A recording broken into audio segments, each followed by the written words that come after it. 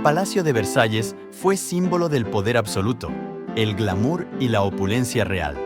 Pero en sus pasillos dorados y jardines infinitos no solo se tejieron historias fascinantes, sino también los escándalos más oscuros. En este video descubrirás los mayores escándalos que sacudieron a la corte francesa y que hasta hoy siguen siendo recordados. Bienvenidas y bienvenidos a otra historia. Acompáñame en este viaje al corazón del escándalo de la corte de Versalles, pero antes no olvides suscribirte al canal y dejarme un like, que es gratis, para que me ayudes a seguir creando contenido histórico.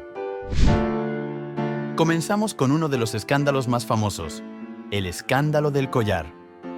En 1785, la reina María Antonieta fue falsamente acusada de intentar comprar un collar extravagante valorado en una fortuna.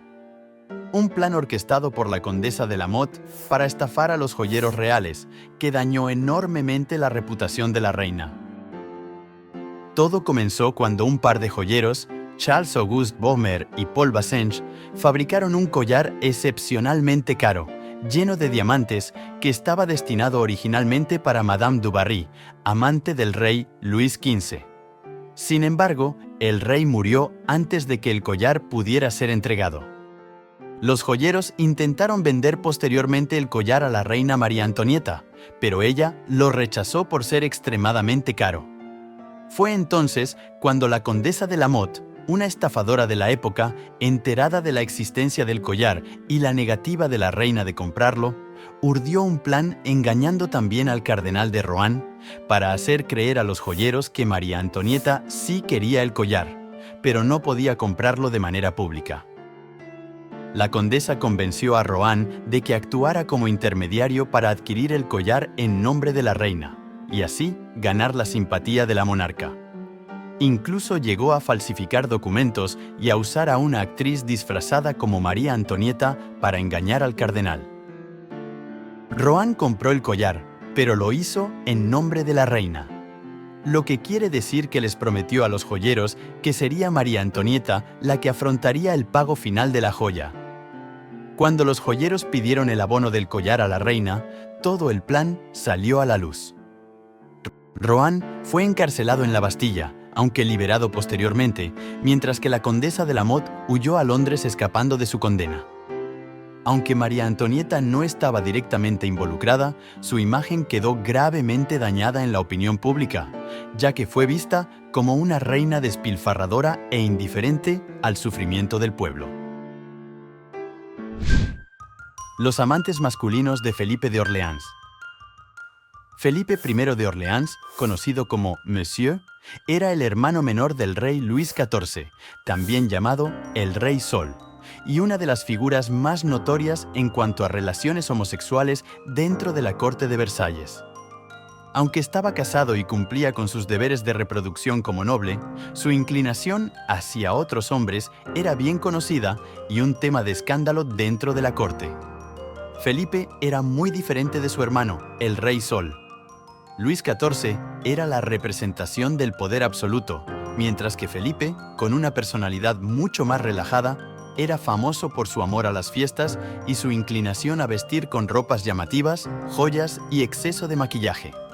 Aunque estas preferencias eran vistas como excéntricas, lo que realmente causaba murmullos y escándalos en la corte era su vida amorosa.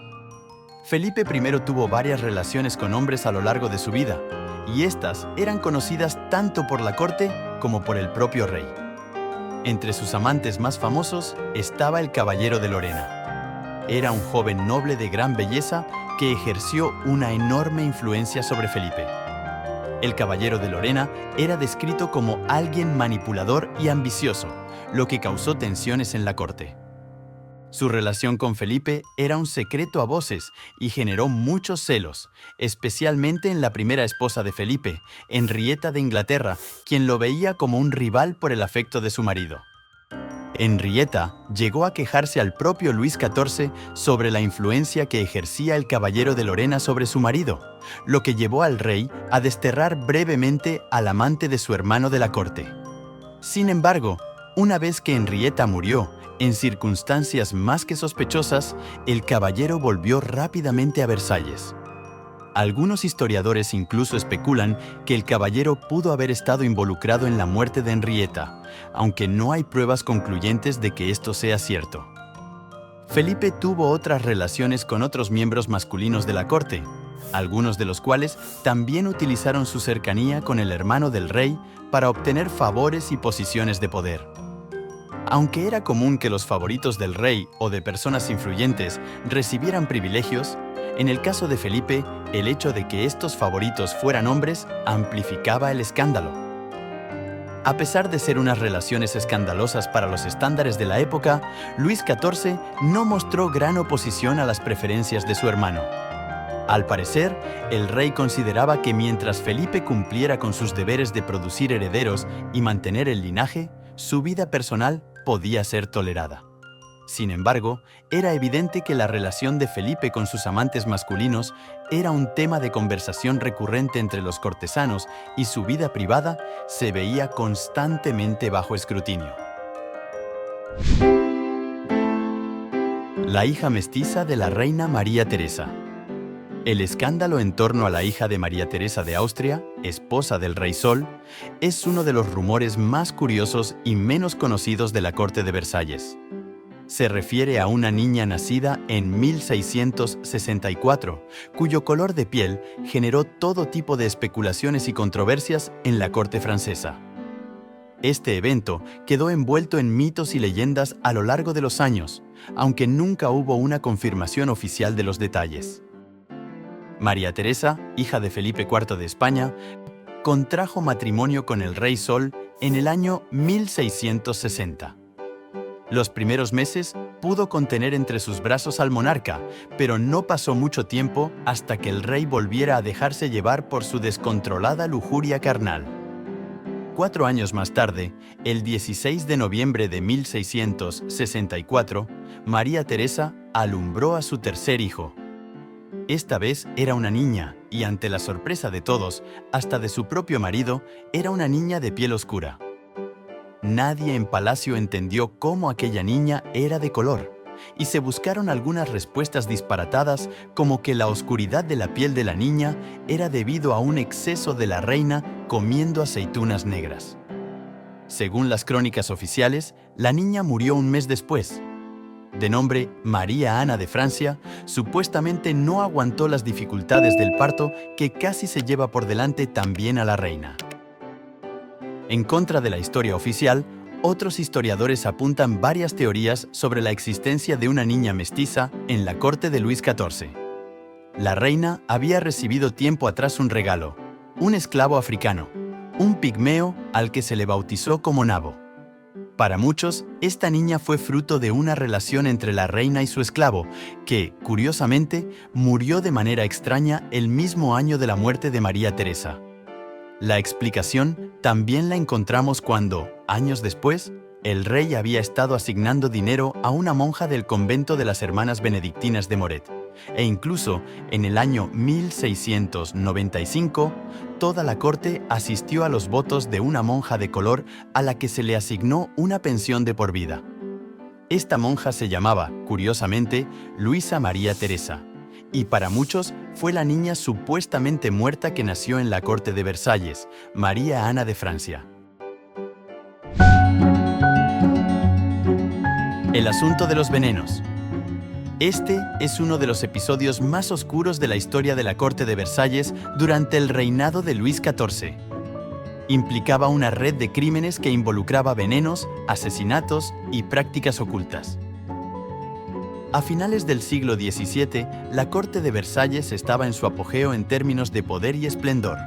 Sin embargo, bajo la superficie, el ambiente cortesano era tóxico debido a las intrigas, las rivalidades y las luchas por el poder y el favor real.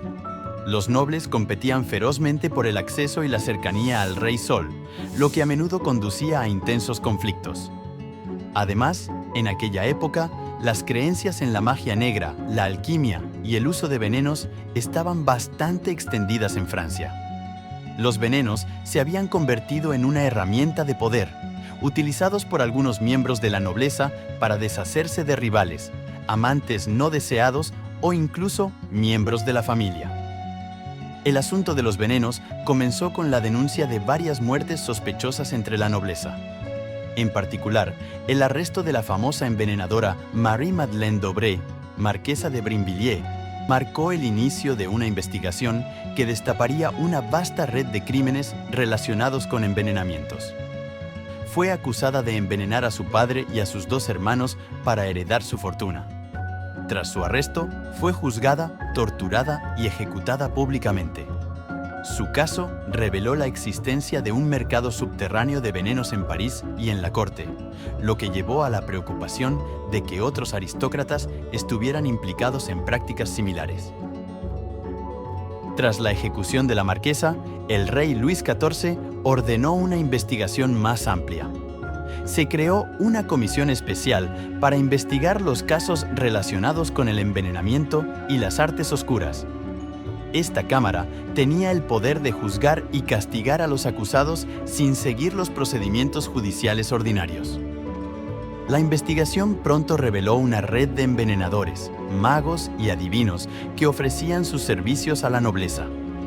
Uno de los personajes clave involucrados en esta red fue Catherine Montvoisin, mejor conocida como La Voisin. Era una adivina, hechicera y proveedora de venenos. Se había ganado la confianza de muchos miembros de la aristocracia, quienes acudían a ella para comprar pociones, venenos y realizar rituales de magia negra. Se la considera la figura central del asunto de los venenos, y su casa era el epicentro de actividades criminales, donde se llevaban a cabo rituales de brujería y misas negras. Durante la investigación, se descubrió que algunos nobles habían participado en rituales de magia negra para asegurar su posición en la corte o para obtener favores amorosos. Se dice que durante las misas negras, bebés recién nacidos eran sacrificados y su sangre se utilizaba en rituales. Esto añadió un componente macabro y espeluznante al escándalo, que horrorizó a la sociedad francesa. Entre los nombres más notorios vinculados con el escándalo estuvo Françoise Athénaïs de Montespan, la marquesa de Montespan, quien fue la amante favorita de Luis XIV y madre de varios de sus hijos.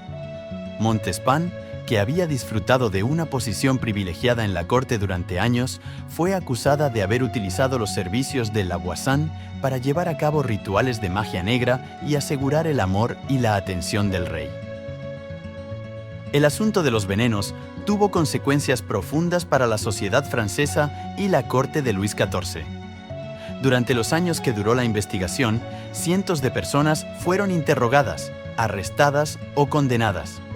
Se estima que 34 personas fueron ejecutadas, mientras que otras fueron encarceladas o exiliadas. En 1682, Luis XIV decidió poner fin a las investigaciones, quizás porque había demasiados nobles implicados y el escándalo amenazaba con dañar aún más la reputación de la monarquía. El propio rey quedó profundamente afectado por la magnitud del escándalo y adoptó una actitud más moralista y piadosa en sus últimos años, alejándose de las extravagancias de la corte y de su vida amorosa anterior. El Palacio de Versalles, con todo su esplendor, fue escenario de algunos de los escándalos más impactantes de la historia francesa. Desde la manipulación política y las intrigas amorosas hasta la brujería y los venenos, cada episodio revela el lado más oscuro de una corte que bajo su brillo exterior estaba llena de secretos y traiciones. Estos escándalos contribuyeron a la creciente desconfianza del pueblo hacia la monarquía, lo que eventualmente desencadenaría la Revolución Francesa. Suscríbete y activa la campanita de notificaciones para que no te pierdas ninguna de las novedades de Otra Historia.